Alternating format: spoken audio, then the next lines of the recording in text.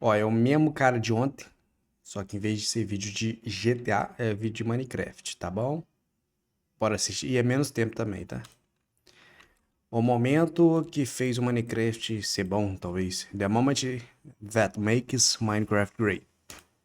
It is that every time you start, can we take a second and acknowledge how amazing it is that every time you start a new game in Minecraft, you're dropped into a world that nobody else has ever laid eyes on before? In the Sim, faz sentido.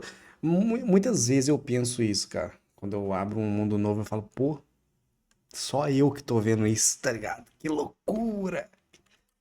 blink of an eye, a vast, untouched landscape explodes onto the screen, and for a moment, all you can do is take a look around and try to figure out what you're really looking at. That's a really, really Igual eu tô jogando agora, né?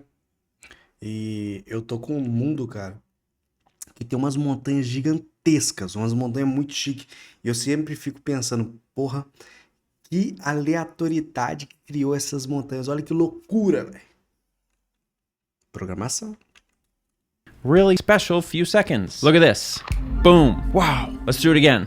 Boom. It's crazy. Okay, one more time. Just kidding. This moment is one of those moments that really represents Minecraft to me. These 5 seconds of childlike infinity you experience right off the bat every time you play. And Minecraft is really made up of moments like this, of little unassuming, unremarkable moments that aren't the types of things you normally discuss in a YouTube video, but are much more integral to the experience of playing Minecraft than, you know, which version number it is or how much extra garbage they've super glued to the multiplayer or how they've put in way too many different types of blocks. So let's talk about those often ignored important moments. Because you may not think of them as important while you play, but I guarantee as soon as I say them, you're going to know exactly what I'm talking about. So, important Minecraft moment number 1. Having meals delivered directly to your door with Factor. Listen, okay? I have a job to do. It is what it is. When Factor sends me these meals to eat and I put them in my fridge, I like having someone else doing it. Minecraft Eu pulei porque é propaganda. literally had you doing it. When you drop into a new world in Minecraft, that's it. You're the person. It's up to you. There's no preset houses you can move into like Grand Theft Auto. There's not even preset plots of land for you to build on like The Sims. You pick a spot and make it whatever you want. And here's the fun part. From that point where you first settle down, the game's inevitable march towards boredom starts. There's no stopping it. Everybody knows it who plays Minecraft. Once you put down that first block, once you punch down that first tree, once you start playing Minecraft, you've put the pieces in motion to eventually, invariably, unavoidably get bored of the game and put it down again for a little while. You can feel this when you play, how further into a playthrough, the more diffuse the objectives become, the more effort you have to put in to get yourself to play until eventually you fall off again. That's how it always ends. But how it all starts is with that incredible moment of creating a new universe. This seems like an obvious thing to point out as being important to the experience of Minecraft, but it's such a brief little window of time that it's really easy to forget in your 50-hour playthrough how special those first 5 minutes were. So I just wanted to draw some attention to that, because I literally never get sick of it. The second thing I wanted to draw attention to with Minecraft has to do with the music.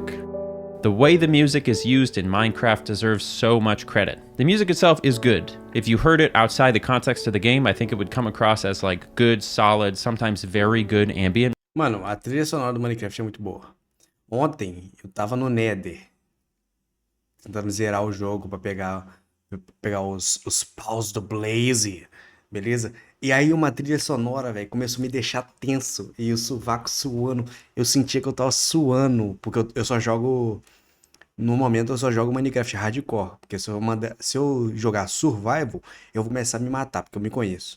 Eu me mato, não tô conseguindo fazer negócio, me mato. O Hardcore não, Hardcore é igual a vida real, só tem essa chance, e é isso. E, mano, eu tenso no Nether aqui. Nossa, me dava uma suadeira danada. Music, but the way it's used in the game is really remarkable. See, the way most games use their music is basically as support. It takes the mood of a sequence and it helps just enhance what's already there. Minecraft doesn't do that. Minecraft's music, composed by a variety of composers, but most notably a German man named of C418, decides the tone of the game and it commands the mood. What is the mood of Minecraft? It's vibey, often a little kind of melancholy, it's a little eerie, sometimes a little hopeful, but at its best, it's not being too overt about what it wants you to feel. It's kind of ambiguous. Most of the time, it just kind Depende muito do clima, velho. Tem hora que você tá num clima de adrenalina, tem hora que tá num clima mais tranquilo, minerando e pá. kind of helps you zone out, maybe daydream, feel whatever you're feeling at the time. It kind of takes you out of the nitty-gritty click-clack part of the game, meaning like when the music is playing, you're not thinking as specifically about what materials you need to get next or how to build a complex structure. You think about something that's been going on in your life, you stare a little bit too long at the amazing Minecraft sunset that you otherwise might not. You find yourself pausing to catch the light from a distant village for a moment. The music is perfect for this, for sure. But then, the music stops. And this is the moment that I want to focus on. The 10 seconds immediately after the music stops. This transition hits me every time, every single time. It's like the feeling of your phone dying in the middle of scrolling TikTok, or like the feeling of your power. Mano, do nada, é verdade. Do nada a trilha sonora para. E aí você pensa um pouco na vida. Questões de segundos, né? Milissegundos. Mas dá uma pensadinha mesmo. Going out. Suddenly you go from floating on the edge of feeling something real to just locking back into the game of Minecraft. It really grounds you suddenly. If this dynamic didn't exist, the push and pull of the music coming and going, of sort of taking you out and putting you back into the game, Minecraft would get boring way more quickly than it does. And the decision to put in music that doesn't just sit in the background and reinforce what's already happening, but actually has its own character and motives, really indicates to me that the people making Minecraft at the time were tapped into something more than just making a great video. Nossa, no meio de um buraco mesmo. Game. One of the main moments where the music hits hardest is when you're doing really repetitive things for long periods of time, like digging long tunnels. And that's exactly the next thing I want to get into. Digging, mining, you might Cavar. say, crafting, not crafting, or really anything that has you doing simple, repetitive tasks for long periods of time for no reason other than just you had the idea to do it and now you're doing. Hoje em dia não tanto. Hoje em dia você não cava tanto no Minecraft. Porque antigamente, quem é da velha guarda do Minecraft, eu jogo Minecraft desde 2014. 2015, por aí. Quando era o MCPE no celular, tinha no computador também. Jogava no computador, né? Craqueado. Mas enfim, quem é dessa época, não muito tempo atrás, você tinha que cavar pra achar diamante. Mas aí teve agora essas atualizações de cavernas.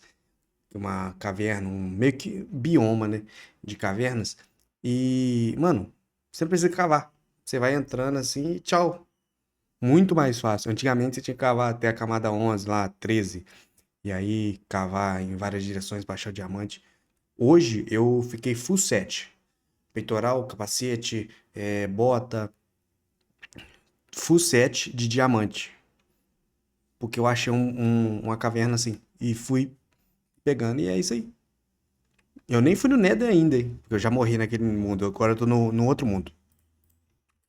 Doing it. Early on in any playthrough of Minecraft, you're going to have a lot of these ideas to chew through. I need iron, so I should go digging through caves. My house is ugly, so I should get some flooring and a bed and a fence. I wish I could get from point A to point B more quickly. Maybe I should build a long tunnel. You know, I struggle to read books. I struggle to sit quietly for 10 minutes at a time and be mindful. But put me in this situation, and I'm on board for at least an hour. No problem. Part of what makes this activity great in Minecraft is that the sound effects are very... Nunca joguei ou no videogame, né? Xbox ou no PlayStation. Nunca joguei. Ele tá jogando aí no vídeo. Very gentle and they're very satisfying and kind of rhythmic. I think it really helps you get into the groove and kind of zone out while you're mining. As Minecraft continues to evolve and grow, I should hope that this core experience of repetitively mining tunnels never gets smoothed over or removed in the name of making the game more fun. Thankfully, given that it's been 15 years since the first versions of Minecraft, I think we're going to be safe. Also, isn't it weird and neat how when you play Minecraft, the makeup of your time in the game ends up being a microcosm of how you might tend to spend your time in real life? Like long periods of repetitive tasks like in real. É como nós gastamos nosso tempo no Minecraft, né? Minerando e indo ao trabalho, 80%. Melhorando nossa casa, armaduras e coisas. 15%. Matando o Ender Dragon e viajando, 5%. Life, going to work, and then moments of pleasant joy decorating with new objects or using new things that we've gathered, and then every once in a while gearing up to go on a bigger adventure, taking a vacation, you know? It's funny how when given that kind of freedom in the game, the structure of our behavior ends up rhyming with the structure of our behavior in our lives. It reminds me of that thing that like funny hippies try to tell you about how everything looks like leaves, you know? Like how on every scale the universe like looks the same or whatever. I don't know. Google it. Most of what I've talked about so far applies to playing solo survival Minecraft, but another smaller shared experience that makes Minecraft so special is the feeling of having a multiplayer server with your friends, but logging on when no one else is online. I'm not sure how common it is anymore for people to have shared Minecraft servers between them and their friends, because I sort of get the sense that most people are like playing insane Mr. Beast games on something along these lines. You start a Minecraft server with your friends. Everyone's very excited. Everyone plays every night around the same time. You have lots of hilarious and fun adventures together. You build things together. You talk about life and you joke around and you bond. And then your schedules are just no longer lining up, but everyone was halfway done with various builds or projects, so you start logging on without one another. And you're sat there realizing that you somehow managed to build and live an entire lifetime in just a couple weeks with these people. From the Big Bang, when the universe was created, literally, kind of, all the way through the heat death of the universe when everyone moves on, just like what happens in real life. High school ends and people move on, you get a new job and move to another state. Life is a whole series of comings and goings, of Minecraft servers being made and abandoned. But here's the good news. It's cyclical. It doesn't take much to make a new Minecraft server. Check in with your sister, ask your coworkers if they've ever played Minecraft, wander around outside with the IP address written on your shirt. Eventually, you'll get a ragtag group together, and eventually that ragtag group will drift apart, and you'll log onto the server for the first time all alone. And that's just something that makes a lot of multiplayer games special. The marks that the games leave on you as a person. But what about the marks that you as a person leave on the game? I remember the exact moment I put all these cobblestone blocks here. It was a staircase that I built hastily as the sun was setting to try and get back up to my base before being killed by zombies. Since then, I haven't used it, and it just sits there. Every time I see it, I remember vividly the moment that I built it. I almost feel a little bit nostalgic for that moment. It was maybe a week ago. If you went onto your computer, or onto your Xbox, or onto your Switch, or whatever, and you loaded up the earliest Minecraft world that you have, I promise you, you would be flooded with very specific, unremarkable memories of individual holes you dug, torches you placed, makeshift houses you built. You'd have memories of the giant structures you built too, but the specific little corners or holes tied to specific moments are what would stand out to you. It's like smelling the same floor cleaner that they used in your elementary school. The worlds of Minecraft are written in pen. They don't change on their own. Once the world is generated, for all intents and purposes, that's it. Anything that changes is because you changed it. This is one way that Minecraft is really different from Earth. Your favorite restaurants closed down, your friends' houses are owned by somebody else and they have new paint on them. The weird field you would hang out in has been, developed with benches and a playground. The memories try to hang on, and you try to superimpose them on the altered landscape, but it's hard. Like those pictures of people holding up old pictures over new landscapes, where they're like, oh, this is where that famous dictator was. Now it's an ice cream. Nossa, esse estilo de foto é muito legal, cara. Pega uma foto antiga, se posiciona num lugar onde... no presente, né? Onde ocorreu essa foto. E tira uma foto se autocompletando. É muito legal.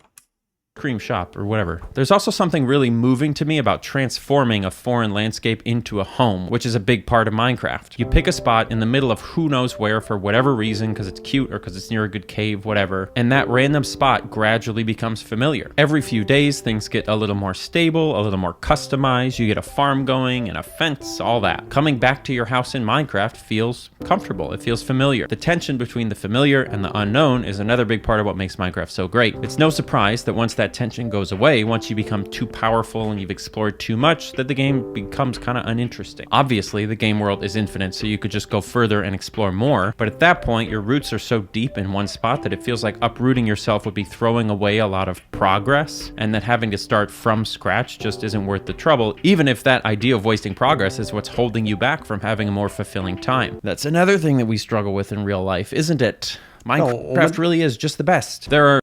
Isso aí. Uma das coisas que eu mais gosto do Minecraft é o seguinte, cara. Eu posso ficar um ano sem jogar. Vou lá, depois desse um ano eu crio o mundo, jogo e, pô, a experiência é muito boa, cara. Porque existe gameplay pra qualquer... Minecraft é um tipo de jogo, cara, que no meu conceito ele é... Se não for o melhor jogo, é um top 3, top 2. Porque... que eu joguei, lógico. Que você pode ser o que você quiser. Roblox é muito isso também. Roblox tem mais ainda essa diversidade, mas o Minecraft, como é só um jogo, vamos falar do jogo principal, Minecraft. Roblox é meio que uma plataforma, né? Minecraft. Você, tipo assim, mano, eu quero zerar o jogo. Vou lá, zero. Quero jogar survival, fazer casinha, pá. Eu quero ter uma chance só, quero ver até onde eu vou, quantos dias que eu consigo sobreviver. Aí vai lá, você tá 3 anos no mesmo mapa. Loucura. Entendeu? É muito louco. Então, o que você quer fazer, você faz, que é isso. Dá pra você fazer. Eu quero pegar todas as conquistas do Minecraft. Vai. Você vai lá e vai buscando. Some obvious Eu não quero pegar todas as conquistas do Minecraft normal, não. Eu quero pegar todas as conquistas do Minecraft estando no hardcore. Aí você é perturbadinho da cabeça. parallels here to real life as well. You know, do you clean up after yourself in Minecraft? No. How's your apartment looking right about now? Do you color coordinate your rooms in Minecraft? Do you decorate, or is it all just functional rooms of chests and furnaces? How's the interior decorating in your bedroom? Did you frame those posters, or are they just taped up on the wall? Yeah, I can see into your room. It's funny stuff. It's kind of touching if you think about it, honestly. It's very human. Now, the funny thing is, as time has gone on, Minecraft has gotten less static and unchanging. This is just the nature of a game that lives forever. And most games try to live forever now. That's how life is. But so long as they maintain the general integrity of that core experience, I can accept that. I don't love it, but I can accept it. You know, as I talk to you here, I wonder if I'm drawing too many philosophical conclusions about the way we interact with Minecraft and the lasting impression that it leaves on us and that we leave on it. I think a lot of the time when I talk about video games, there's some truth to that I just love to pontificate endlessly and draw wildly subjective conclusions. But in this case, I'm not actually the first person to think about Minecraft in existential terms. It turns out there was a guy named Marcus who did it first, and he hired a guy named Julian to write about it. If you go through the trouble of beating Minecraft, that is, if you find and fight the Ender Dragon, you will see the credits of the game. Part of these credits is a poem written by renowned Irish poet and satirist Julian Gough, and that poem is about the player's relationship with Minecraft. This is a poem that was intentionally put in the game, and it was initially unskippable. They wanted you to read this, so it's as much an endorsement of these ideas as you can get. Here are some lines from that poem. The player has not yet achieved the highest level. That the player must achieve in the long dream of life, not the short dream of a game. Another line. Sometimes the player believed the universe had spoken to it through the zeros and ones, through the electricity of the world, through the scrolling words on a screen at the end of a dream. Basically, it's a big long poem about how video games are great and you're great for playing them and the universe is all one big thing, blah, blah, blah. Not that I needed it, but I think this poem validates my deep love of this game. And I didn't even know about this poem until I got to this point in writing the script, because I've never actually fought the Ender Dragon, because I'm a fake gamer. And also because I'm Annie Austin. Thanks for watching.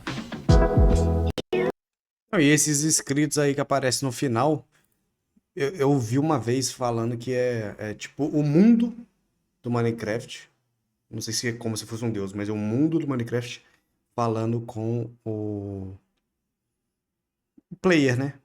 E o player falando com o mundo, sei lá. É meio que isso. Eu não prestei muita atenção, tá? Eu não sei porque eu falei isso, porque eu não prestei muita atenção, então não faz sentido eu falar isso. Tchau.